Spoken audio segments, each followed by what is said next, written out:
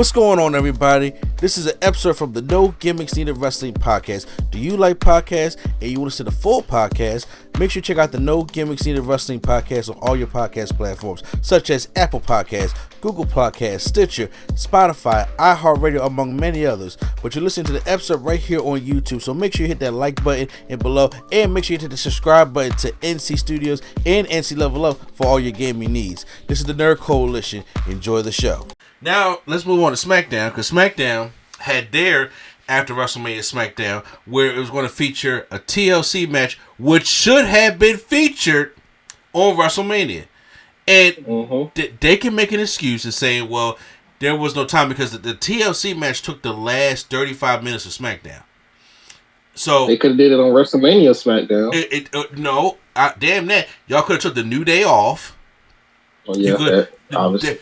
There's 3 matches that y'all could just took off WrestleMania and have been like, okay. And on top of that, hell, I'm going to put you like this. You could have took the New Day match off and put another match from night 2 on to night 1. And then, because remember, the Cena and Cody match ended and we still had a half an hour left. Because WrestleMania is usually 4 hours. We had a half an hour left. You don't mean tell me y'all could have put them on? Y'all could have put them on there? Stop it. I mean, I'm not complaining about 3:30. I'm not complaining about it being 3:30. I'm cool with that. Well, 10:30 for us. No, I'm saying 3:30 as in like 3 hours 30 minutes. Oh yeah, yes.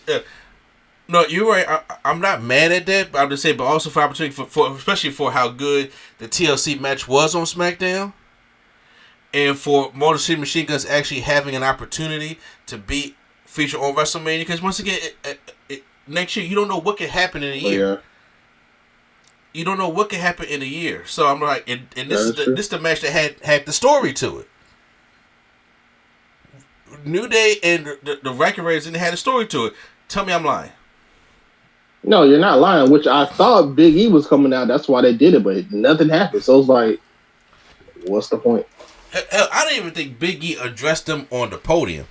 Like when he up there doing his thing, I'm just like, I don't even think he even did that. So, But anyway, so let's go over the SmackDown quick results real quick, because SmackDown starts off with Cena and Orton, and obviously Cena, it's like they have a little promo battle, and Cena was arguing with a kid in the audience, and he said, "Oh great, look, he said, I've been a better parent to all these kids over the years than you have, to all the parents out there." And I ain't gonna lie, my son was in the John Cena phase. He had the shirt and the wristbands and all that. My son was high into John Cena. You know how many John Cena lines that me and my wife stood in to go meet John Cena for my son? Fuck them lines. Them 2.5 hour lines. Yep. Standing. A lot of lines. That's how all parents feel. Yeah. And then, so the kid flip him off, and he's just like, wait. I have a question. Yeah.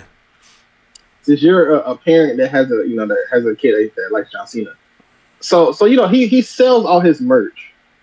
Yeah. So does he just sell the towel by itself, or does that come in a package deal? Because who wants to buy just a towel of John Cena? Like, how does that one work? Sometimes you get they have a combo package where you can get the hat, the wristbands, and the T-shirt. I mean, not the T-shirt. The hat, the wristbands, and the towel. And then I'm like, well, it don't come with the T-shirt too? But like, no, you can get it that way. And sometimes you can just buy the towel. But what we did was we bought him, they had a John Cena package. They had the towel, the wristbands, and the hat. And we got that. Okay. I just asked because who just buys a John Cena towel? Like, what is that towel used for? Unless somebody caught it while in the audience, it's like that, and they like it's a memorabilia. And that's a possible also. Yeah. So yeah. I'm just saying because like when he comes out, he shows the towel as if he's trying to sell it. Yeah. But like he don't really want to sell it. So that's. Yeah. So I asked that. Like, it's like he's trying to sell the towel still. No, I get that. Yeah, he gets arguing with the kids, and then because Randy Orton tried to make the comment that you could have been a better father. What did he say? Something about Cena being a good father. If he didn't turn this way, some bullshit like that. But Cena basically says, "Listen, we're gonna have this match at Backlash because it's going to be in St. Louis, Missouri, your hometown. And look at this championship. It's the closest you're ever going to get to it, sir." Tosses at him and starts like beating him on him. Cena was hitting them old kicks. Remember how he used to get on Jinder Mahal, for giving you them knees off the ropes? The way Cena was kicking, or he was Ultimate Warrior in that rope more than he was kicking. I was like, that's the old man cell right there. Oh my god! I know you've seen it, Prime. I did not. The only thing I see from this segment is Cena laid out. Oh yeah, well, because after you do all the kicks and stuff like that, he tries to go back in radio and reverse it, hits an RKO, and then hears the voices and grabs the championship and holds it above his head. So that's how it happened. It was solid. I'm like, now we're getting Cena and Orton again for the last time, but this time Orton's the baby face and Cena's the heel. Who would have thought that? Mm-hmm. It's gonna be the same result. So.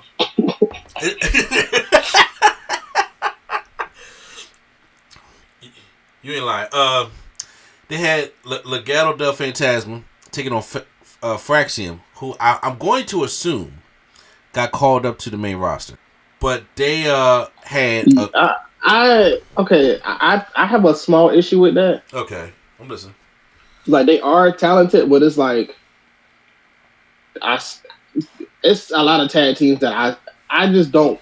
They just be a tag team to me. Like, they are talented, but I feel like NXT, they could have stayed main roster. I don't feel like that's something that they'll be on, because like you got Ciampa and Gargano, you got Street Profits, you got Motor City Machine Guns. It don't feel like that's something I would want to like see them. I feel like they was good at NXT, but that could just be me though. Well, that's they also probably got the draft coming up too, right? Because Choice does the draft early, so I figure like in June they'll do the draft, and then they'll even out the teams on different shows and do it that way. So that's why I figure it may happen. I'm not necessarily sure, but Fraxman gets the win, and because right now there's nothing for them to do left in NXT. They literally did everything, ran through every tag team, and Hank and Tank is over now, so they're the tag team champions, which is basically it's like new age Public Enemy down there for Hank and Tank. So who? Hank and Tank. That's the tag team that's down at NXT. Hank and Tank? Yeah, I said Hank and Tank. No, like Hank and Tank, or their name was like Hank and Tank? It's Hank. One is Hank, and one is named Tank. Oh, like Hank. I thought you said Hank and Tank. Okay. Oh, no. like Hanky Panky, no. No, like Hank and Tank. That's gonna die soon. And they got this, remember the old tag team Public Enemy? That had them jerseys on. Mm-hmm. That's how they kind of look like a new age Public Enemy. But they that's gonna die soon. but they was over at Stand Deliver, and they wanted tires from them in a good match. So there's nothing for Fraxium left to do. So you can bring them up here and probably switch them between Raw and SmackDown and give them a run up here also. Yeah, but if y'all keep saying that NXT is a third brand, why do we got to call everybody up? I don't know what. Maybe you know what? Never mind. Because I can say the same thing about Roxanne Perez. Never mind. Yeah. Hey. Never mind. Triple H told us this weekend, shut the fuck up and be a fan. All right, it's 2.0. Yeah, exactly. Be a fucking fan, right? Well, I'm watching these kicks now. The Ultimate Warrior. Oh, you watching? You see what I'm saying? He definitely was. He thought they still had the Kevin Dunn camera. Camera zoom in, zoom out. That's what that was. Seeing it hit that jaw, I was like, yo, he doing them Ultimate Warrior rope shakes more than he doing the kicks. I said, he thought Kevin Dunn was gonna zoom in and out and change the camera angle every move. No, he wasn't doing that. That's what he thought. He thought he was like, you got to see my feet, right? That's kind of how I feel about the next segment, I'll wait till you pull that one up too, because Tiffany Stratton comes out. And, you know, it's Tiffany time. She comes out, the fans are cheering, and she says at WrestleMania, it was Tiffany time. He's stomping his ass. Bye. This is funny, man. Tiffany comes out, she went toe-to-toe with Charlotte Flair, and then she said, there was at points I doubted myself, but in the end, she walked out of WrestleMania still champion. And she said, people told me I'll be the next Charlotte Flair, but it's wrong. There'll only be one Charlotte Flair, but there's only one Tiffany Stratton. But then a storm is coming. Jade Cargill music hit. And she says, look, I'm done with Naomi now. So, I feel she done with Naomi only for one time? She said, but I got nothing but time right now. She thinks it's time to remind everybody why she came to WWE and it's everybody to see her to become a champion. So, you know, if you be short on me, you the best. So, and you haven't faced her yet, even though I'm just like, well, wrestling wise, she is better than you, Jade, though. But let's see what you can do, right? So, but however, we get an impromptu match. Let's get a ref out here. I thought it was going to be like an angle. No, we got a ref out there. And then we had Jade taking on Tiffany Stratton. And Jade didn't look. I feel as though I say this every time I see a Jade match. Like, Jade didn't do that bad. I'm watching this thing right here. Tiffany Stratton got a nice outfit. I'm sorry. Yeah. So there was the one spot that was impressive to me is, you know how Tiffany Stratton does her cartwheel Alabama Slam. Mm-hmm. So she. Jade, never mind. Dang. He said never mind. Jade came out, good Lord, with a W. Tiffany goes for her cartwheel Alabama Slam, but Jade catches her mid cartwheel and just deadlifts her for a powerbomb, sit down powerbomb. That was impressive. I thought that was impressive. So, but later in the match, Naomi comes out, and when you get to that part, I know you're watching right now. When Naomi come out, look how she hit Jade right at the beginning. I'm watching the powerbomb just now. Yeah, wasn't that impressive? Yeah. So so Naomi gets Jade disqualified, and gets, I guess, Tiffany disqualified. So she starts beating up Jade Cargill, throwing her into the ring post, and she got this crazy lunatic attitude about her. And Tiffany Stratton stares down Naomi. Naomi backs out the ring, but as she does that, all right. So right now, Naomi just came out with this bright behind outfit. Yeah, receiver caution, but watch how she hitting Jade though, right? Wow, accent, wow, she hitting. What you mean hitting? I haven't seen the hit yet. What you talking about? That's how my daughter hit me when she be playing with me on the floor. That's how she be hitting, and I'm like, Naomi, come on, bro, you gotta do it better than that. I think she's be crazy. Even when she slapped her, she still missed. I will say this outfit is fitting though, but Oh, it's fitting. Yeah. Anyway. But as Naomi backs out the ring, Nia Jax attacks Tiffany Stratton, and Nia Jax lays out with a leg drop and then a bonsai drop, and she letting everybody know she comes back for that championship. Okay. I'm still watching these fake hits. So she missed out on WrestleMania to come back after. I kind of feel bad because even though I don't really like Nia Jax like that, I feel like she still should have, despite how we feel about it, Nia Jax has improved tremendously. So I feel as though that her coming back, right now, it's a good spot. But I think she should have been Mania also. And look how she dropped her leg drops now. She put a little stink on that leg with them leg drops now. So she knows she getting better. Put a little stank on them things. I ain't even get that. Oh, dang. She just came in the thing. Yeah. She came in the frame and she put a little stank on them leg drops. So while you see her destroy Tiffany, we're going to go on to the next segment, which is the United States Championship segment. Jacob Fatu and Sol Sikoa come out. And when I tell you... What you mean Jacob Fatu? You talk about the Urban Youth? Yeah, that's Jamal. You talking about Jacob. He said that's Jamal. That's Jamal from 3 Minute Warning right there. Boy, when I showed Lady Sketch, right? I said, this is is a diss. Okay, I'm not gonna say it on the show, but I was just like, hey yo, this is. And she was like, yo, he's straight from down north. My man came out there with the Scully, had the backwards Raiders jersey on with the 5-2 across it. We know some sweats and some J's on. I'm like, yo, that's a whole urban youth right there. Tell me I'm lying. Nah, he definitely was. And he says Jamal. So Solo is letting everybody know that, hey, my family didn't want me to even talk to Jacob or bring him in here, but I brought him in here. I'm the reason why this is all happening. I'm the reason why he's champion right now. And then Fatu like, nah, hold on. He take that mic. He said, no. He said, I told you I'm going to win this championship with or without you. He said, I know that this how it makes me America's most wanted. It makes me a menace to society. But at the end of the day, I'm all gas, no brakes. You know what I mean? So, when he says that, LA Knight come out. Let me talk to you. Yeah. He walks out. He said, I told you at WrestleMania I was going to hit you with a BTF. And so, I hit you with the BTF. I said, but you know what? But that you beat me. But I'm out here to let you know that I want my rematch. And Drew McIntyre's music comes on. He tells the fans, he said, it's not always easy being Drew McIntyre.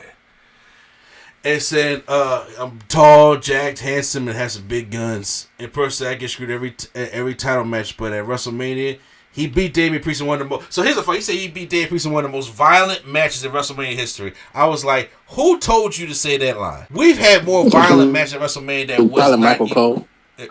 You said Michael Cole told him to say that line? How would Michael Cole probably. That seemed like something lame.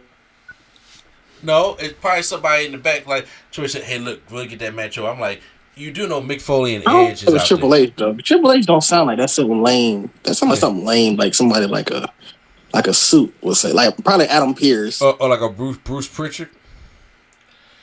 Yeah, like somebody like somebody like that. I'm about to say because first of all, we've had matches in Mania that was more violent. Because I know what Ben said. Tell him to say that. Yeah, oof. I was like, the Triple H and Undertaker at WrestleMania 27 was more violent. You had Austin and Bret Hart in the submission match was more violent. You had Mick Foley and Edge that was more violent. You know, like what the fuck is you like? Don't say stupid shit like that. That bothers me when they say stupid shit like that. I'm just like, it was a good match. Leave it at that. So, excuse me, but he wants a shot at the United States Championship. So it's funny. LA Knight was had his feet up in the corner. He was like, wake me up. We know when this snooze fest is over. And he said, if you think you deserve a title match so bad, Drew, he said, why don't you show it to me right now? So then Adam Pearce, not Adam Pearce. What is the Smackdown gentleman? Come on, you know what I'm talking about. Mickey James' husband. Nick Aldis. Damn, why couldn't I think of his name? Nick Aldis comes out and is like, listen, tonight we're going to have a one-on-one match for the number one contenders. And whoever wins is going to be number one contender for Jacob Fatu's United States Championship. So, I thought it was a dope segment. I think we're building up to a fatal four-way because of what happens later in the show. So, but I think that, and first of all, Jacob Fatu just outshines Solo Sikoa on every level. Every effing level. So, I know that I think now with the long-term storytelling, they're building up for Jacob Fatu and Solo Sikoa probably at SummerSlam. For that 2-night SummerSlam, I think that they're going to have him go on this run right now and have him face Solo at SummerSlam. I can see that. But then we have a Women's Championship, United States Championship match. What the hell I say all that for? A Women's United States Championship match. Chelsea Green with Piper with her Secret Hervis and versus Selena Vega. I'll be honest with you. I didn't see this coming. Did you see this coming, Prime? Don't lie to me. No, I did not. I didn't see this shit coming at all. And I was like, Selena been getting no reaction. They really ain't been doing nothing. But she hits a cold red, kind of. I don't think it looked that. She hit the cold red, and she pins Chelsea Green. And I was like, what? Zelina Vega is your new Women's United States Champion. And I was like, wait, what? I don't think it'll be for long, but also I feel like I don't think it'll be for long. Because as of right that's now, all I'm gonna say. What'd you say? No, I was saying that's all I'm gonna say. No, here's the thing. I know. Look, I love Zelina, but I'm like right now she's like the humble baby face member right now. But Chelsea Green is excellent on SmackDown. That's the best that they got on SmackDown. She got the stable. She's comedic. She's great in the ring, and I'm like, she holds that championship well. I'm like, what they gonna do with Zelina? Nothing. I'm just like, I don't know. I wish I did. This could look a little bit better. To be honest with you, I don't necessarily know. But that was right before her husband's about to come back, because we got the Miz and Carmelo Hayes backstage. You know, looking like, you know, the Miami Will Smith music video with all the white. He gives him an Andre the Giant gold chain, and he tells him he inspired him to go, and he will go out to the ring right now. And basically, the Miz comes out there and, you know, it's kind of promo, but then we get the lights go out and we get the return of Aleister Black. I mean, we go full on Aleister Black. We're not Malachi Black no more. We get the full return of Aleister Black with the candles, with the coming up out the casket, with the theme music too. With the theme music, that they give him the full effing package back. I loved it. And he has like the glass eye. I don't know if somebody was saying he was still selling that eye injury that he took on the steel steps years ago. Remember, he used to have the little black bandage around his eye. And he was selling it in all the AEW. Exactly. So I mean, you know, he knows about his character, but he came back with like this little glass eye contact. So, why wouldn't he want his first opponent to be? It's kind of messed up because, like, technically, shouldn't his first opponent be Seth? No, because Seth can't lose right now. But I'm saying in kayfabe, since he's selling the eye, technically his first opponent should be Seth, because Seth don't want to take his eye out, quote unquote. Quote unquote, yes, I do agree with you. But since they're on separate shows, I do think when they do meet up, that'll probably be a World Heavyweight Championship program. I think you get some wins at Aleister Black's belt, because honestly, I do believe the way the crowd was acting, I don't think a lot of people remember who he was, or some of the kids that don't remember who he was. Because I can tell you right now, my son was a fan of he liked Aleister Black back in the day. But I'm gonna tell you right now, if he saw him right now, he'd be like, "Wait, Dad, who was that?" And I'm like, "Young minds, you know, say they forget easily." So there are the way the reaction from the crowd felt as though like they don't remember who he was. This is a WrestleMania crowd still, though, so it's like I feel like it's still people from WrestleMania. Wait, never mind. They in Dallas, or they was in Dallas, I think. Yeah, I'm about to say, because they weren't in Vegas no more, because they had Vegas last week for that. So I get it. Let's see what happened after. Then we had the number one contenders match. Drew McIntyre taking on LA Knight, which was excuse me, which was a pretty decent matchup. But the match got called out after Priest runs in there and he takes out Drew McIntyre, and he gets disqualified. And then he choke slams, or South to Heaven choke slams Drew McIntyre through the announce table. LA Knight gets up in his face, talking about something. You don't mess up my opportunity. This is my time. And then out of nowhere, literally out of fucking nowhere, Jacob Fatu or Jamal Fatu comes out and dives through the ropes and takes them out, and gives both LA Knight and Damian Priest a mighty moonsault in street clothes. So it's looking like, to me, like I was saying earlier, a fatal 4-way match for the United States Championship. Would you say that?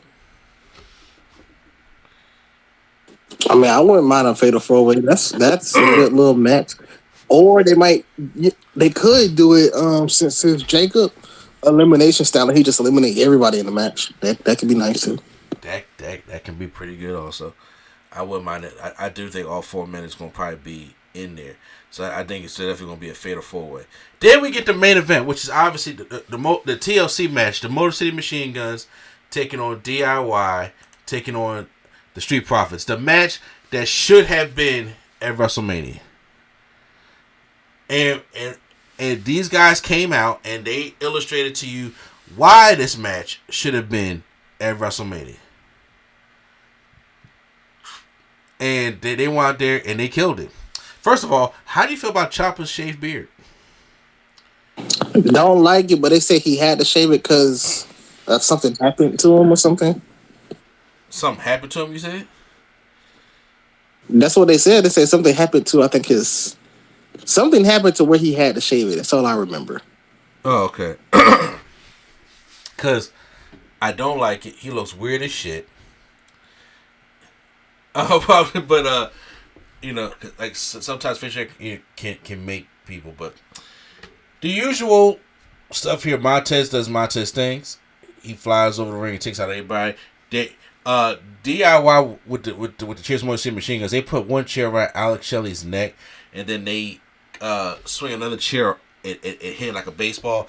That was intense. Then he gave a brain buster to an open chair onto Chris Sabin. Oh, so what I'm seeing is he had a gash on his chin that was big enough to where they had to cut the beard to get to the gash. I guess to stitch it up or whatever. I don't know. Oh, okay. That makes sense. That makes sense. They have these two chairs open face with the backs to each other. And Angelo Dawkins gives Johnny Gargano his double underhook spinning neck breaker on them chairs. Every time somebody takes a spot like that on the back spine of the chairs, it makes my skin crawl. Because I'm just like, you don't have to do that. You don't have to do that. There was a Tower of Doom spot on the outside where everybody was holding everybody. I forgot how it was going, because Montez flies over the ropes and gives, I don't know who it was, a brain buster over the top rope down on everybody. It was a crazy looking spot. Also, they played a part of the Dudley Boys, and he tells Dawkins to get the tables. And they took a lot of spots. They had Ciampa on the table on the outside, and he runs and does a leaping swanton over the ropes to Ciampa through the tables. Ciampa at one point has Montez and gives him his white noise through a ladder bridge. It was, they were taking a spot. There was one point, I don't know if you saw this or not, Montez takes some dude's prosthetic leg. It reminds me of Kevin Nash back at WCW. Somebody's prosthetic leg and started beating somebody with it. It was in the same fight. But in the end, the Motor City Machine Guns did their little neckbreaker splash to Gargano through a table on the outside. And then they said, you know what? If we wasn't on WrestleMania, we're going to create a WrestleMania moment our way. I know you had to see this, or if you're not, you're probably watching it right now.